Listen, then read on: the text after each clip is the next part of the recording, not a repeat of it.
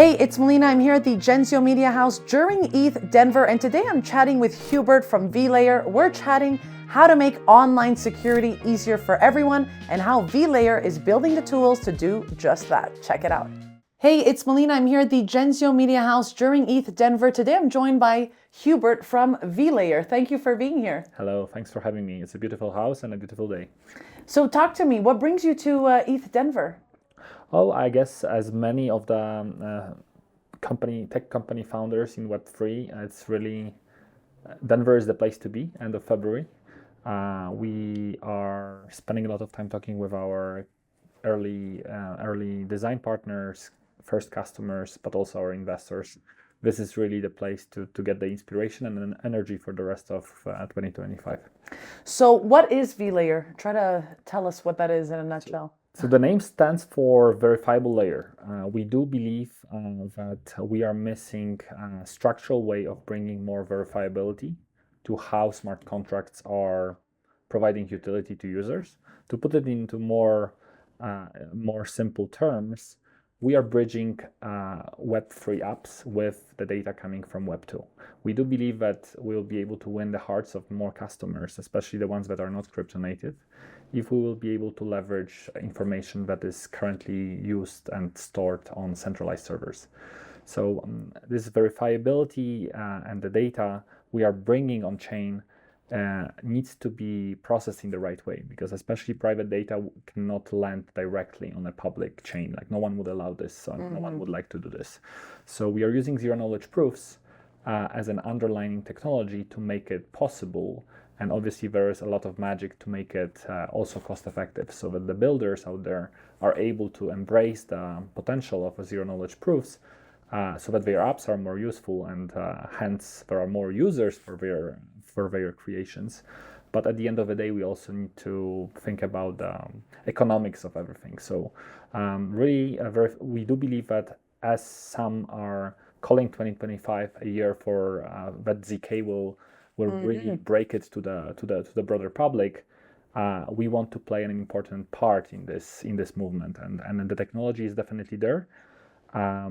We have been working a lot on developer experience, so that you don't necessarily need to have 5 PhDs in applied mathematics or cryptography to be able to understand and compose with some of these great inventions. So we've been cooking our underlying technical artifacts for almost a year and a half now, but in our minds it's been living for a longer time. So super excited about the rest of the week here, but even more for the rest of 2025. Yeah, I wanted to ask you, because right now you're in testnet, heading to mainnet. So, talk to us about the mainnet event as well. When is that happening? Sure. So indeed, earlier this month, so earlier in February, we have introduced or exposed the first 4 functions. What are they? Happy to go through them in a short second. And developers are currently testing. Like we've been blessed with close to 30,000 developers that decided to spend some time and play with our tools. These 4 functions are effectively Solidity functions. So if you are a Solidity smart contract developer, you can just think about them as functions that you can compose with directly in your code. So like you don't need to build a new tech stack or any new object. Like you can directly import and compose with them in your app. So going through them, we have web proofs. This has become a pretty popular concept in the last months. Web proofs allow you to access in a verifiable way any data, any private data that comes from HTTPS connection. So like if you use Instagram, your mobile app is communicating with Instagram servers, and the servers are responding in a structured way with your app to visualize the contents that you are interacting with. Thanks to a web proof, you can, for instance, create an attestation that your post has reached a particular set of impression metrics, and be able to then take this attestation and reference it from a smart contract. So this private information that is living within the Instagram server can be converted to something that can be, first of all, used and then trusted directly from a smart contract. So for instance, if you would be building a social or influencer marketing protocol on chain, you could use a web proof of a Instagram post performance statistics as a way to remunerate the creators in a trustless way. So web proof is the first functionality. We have also email proof. It's a similar concept. It just allows you to access data that is sitting on email servers, and then there are beautiful properties around the cryptography of how servers sign the contents, and it has been existing for a few decades now, and we are just accessing these properties and being able to take very granularly a piece of information from email and be able to again generate an attestation that someone sent a particular content to someone else. So for instance, if your tax office, for instance, is communicating with you, like you could use this fact as an attestation that, for instance, you are a tax resident in a particular country without exposing any other details. So think about it as an attestation that, let's say, you are a Canadian tax resident, but no one needs to know your name, social security number, or anything else. But again, the smart contract could trust that you as a user are actually Canadian. Yeah, exactly. Yeah. Or at least for tax purposes. Yeah. So email proofs is the second one, and then we have two superpowers that we introduced to on-chain data. It's not that common knowledge often, because blockchains are supposed to be super transparent, but actually accessing historical state, we know that blockchain has beautiful properties that you cannot tamper with the past. Like once something is on published on blockchain, part of the transaction on the blockchain, like it cannot be modified, it cannot be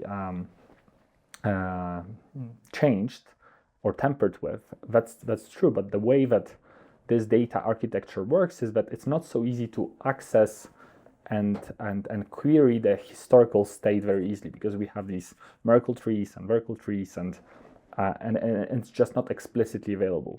So what we created is our two features. One is called time travel, and the other one is called teleport, which allow you to really go into the past of any network history. So like, let's take Ethereum mainnet as an example, and just very selectively take information that was there and be able to actually access it directly from smart contracts. We also have teleport, so not only you can run a computation on the history of Ethereum mainnet, but you could jump to Base or any other network that is EVM compatible and build your program or access this information very conveniently, or much more conveniently than in any other available methods. So at the end of the day, vlayer today is a set of 4 tools that should make the life of developers easier. Hopefully we are achieving that, or at least getting there. As mentioned, 30,000 developers are testing. We are seeing approximately 2,000 proofs being generated every day in terms of like these experimentations. We are receiving some great feedback. There's obviously a lot to improve. Mainnet should be April. We don't want to commit to any particular date, depending how this feedback is going to be implemented. We are also undergoing external security audits by Veridice as we speak. So like there's a lot still to be done to make sure that this tooling is not only powerful and great, but it's also secure, and all the builders around the world will be able to embrace the features that we have been thinking about and then building.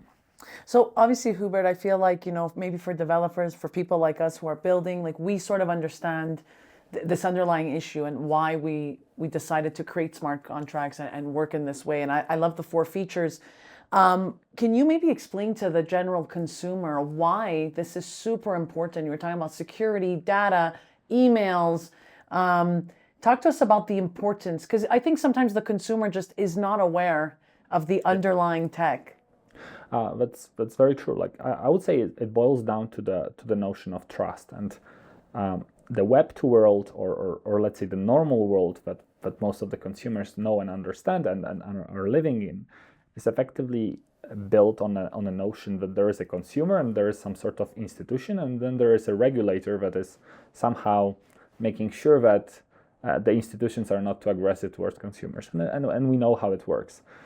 What smart contracts or this entire Web3 movement is all about, at least from my perspective, is really redefining this notion of trust. So we feel that in some cases, probably not everything can or should be decentralized, but in some cases, everyday use cases, and we can go through a few examples, we could imagine a life in which this institution in the middle is not needed. Like, why wouldn't consumers be able to just access a decentralized service and interact with other actors directly without having someone govern this? Because obviously at the end of the day, these institutions sometimes or quite often introduce some additional costs or friction in terms of time. We all know how conventional banking services might be. Like on the weekend, it's not so easy to move funds across the world, which is a limiting factor. Like as a global civilization, like why wouldn't we be able to do it more effectively and more importantly? So sometimes because of these large institutions and like obviously all the people that are employed there and all the stakeholders that need to make their money, the costs are much higher than they should be. Like and if you eliminate them or reduce the reliance on them, like you could imagine a world in which access to certain services is easier, better, and cheaper, which makes the topic of inclusion obviously very important here. So that, like, we are very privileged sitting in Denver in a beautiful house talking about changing the world, but like there is over 1 billion people that are unbanked, and being able to offer them services at a much lower rate is something definitely worth thinking about. So back to this trust notion. In order to have or be in a situation in which we don't need to trust an institution, we need to have other ways of making sure that the bad actors will not generate problems and obviously destroy the service for all the good ones. So mathematics or cryptography is very helpful in that, and that's exactly why we need to have this verifiability that sits in our name and is effectively the underlying factor. So in order not to have to rely on or have trust towards someone, we need to have a structural way of implementing this source of truth or ground truth check at the very source of information. So if we talk about the Instagram example. Yes, I would love to talk about the Instagram example. Like the best thing that we can do is really to certify, to like notary. Think about going to a notary. Like we are introducing this mathematical notary that is effectively hearing to what Instagram server is saying and putting a notary stamp, obviously in a form of bits and bytes and some cryptographic transformations. But at the end of the day, then no one can tamper with what was there. So a user that is submitting an attestation built in this way doesn't, like the other user that is going to interpret this or reference this, like maybe a retail company that wants to pay for the influencer activity, they don't need to worry that this statistics, this performance metrics of a particular influencer marketing activity has been tampered with, because actually there is this attestation that Instagram said so. So like we are effectively proxying trust or introducing relatively simple ways for the builders to not to have to rely on a third party or an institution. So that's why we believe it's so important, because it's perfectly in line with what we are trying to do as a bigger entity. Obviously, we are just solving part of the problem. Like we deal with verifiability, but as we've been talking for years, scalability of blockchain, costs, speeds, throughputs of this data infrastructure, but also talking about account abstraction, better user experience, like that. It's all trying to make this decentralized world more compelling to end users, and that's effectively what we are after. Like our bet is that if we make the lives, if we equip Web3 developers with better tools, they are standing a better they have a better chance in convincing the end users to use their creations. It will take some time, but today in many situations, like a web to app is just better, like in terms of user experience, than a web3 equivalent of such an app. But we believe that if we bring the data from Web2 apps into the smart contracts and have the properties of decentralization, soon enough we will have better utility to offer to end users. And then it's going to become, whether you like crypto or not, like if you get something better, consumers will just choose that. Of course. And our part is like bringing verifiability and connecting these worlds, because I'm a data scientist. I've spent my 7 years of my life before vlayer fighting online fraud with data, and I can tell how much value there is in data. So like if we are separate, if smart contracts today are separated from all the data stored on centralized servers, and this is the bulk of the volumes that are relevant to everyday users, that's why we need to bring them. Like we need to have an easy way for developers to bring and reference this data in smart contracts. Only then we are standing a chance to break the bubble and make sure that there are more end users, and crypto is not just a niche topic, it's actually changing the world. I do have a question, because we're talking about Instagram. I think about Mark Zuckerberg. He runs a couple of different apps, owns his data, right? That's how he's been making his money. Yeah. Do you think that Mark Zuckerberg would be interested in smart contracts? I mean, probably Mark Zuckerberg has a few different parts to him. Like for sure, on a technical, savvy or nerdy persona within him, he would love what we are doing. From a purely business standpoint, we are going to make his life or companies that are benefiting from the asymmetry of power between users and centralized platforms a little bit more difficult, like hopefully more than a little bit. The fact is that, and that's also a big part of Web3, we do believe that the economy that we are starting to see is that users are spending, like end users are effectively working for centralized platforms. Exactly. I know. I'm a creator. That's you are investing your time, your creative energies, like your inspiration, your life effectively to generating data on these platforms. Obviously, you are signing terms and conditions that are saying are saying what they are saying, but at the end of the day, you should have more than just access to the data that you are helping to generate, and especially with AI. And again, my former business was in the field of machine learning and AI, so I understand it a little bit from the kitchen side. Like these data volumes are now becoming even more lucrative, because ability to train more powerful large language models and other AI creations, that's really becoming the currency of the modern tech.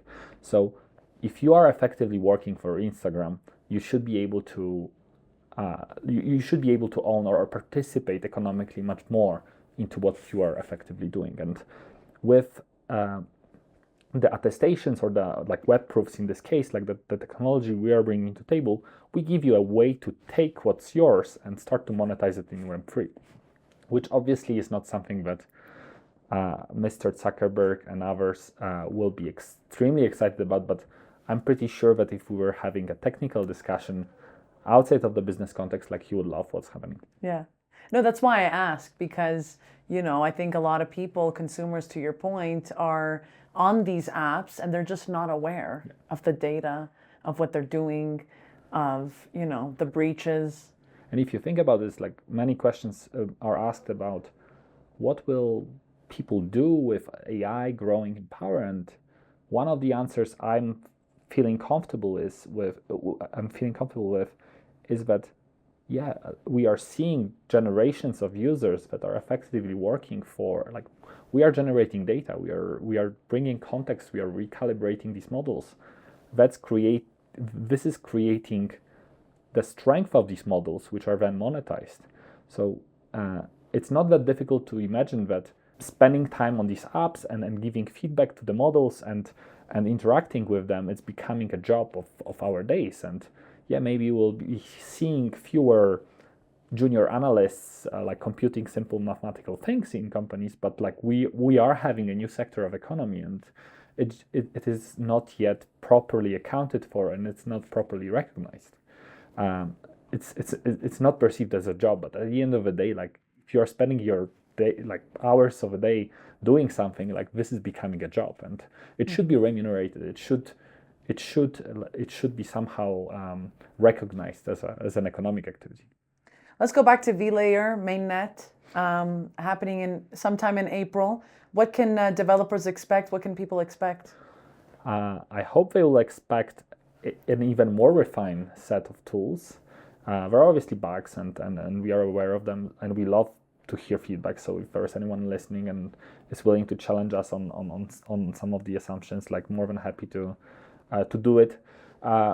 It should be stable. It should be filled with great examples. Like we do believe that developer experience is not just the documentation, the quality of, let's say, these more static artifacts, but also the inspirational layer. So like to be able to run and follow a very simple example and then get the imagination flowing in the developers, and that's what we are spending a lot of time. So hopefully the library of examples will be richer than today, and we'll start to see even more adoption and great projects that are being incepted or reinforced with this tooling. Like again, we are just a brick.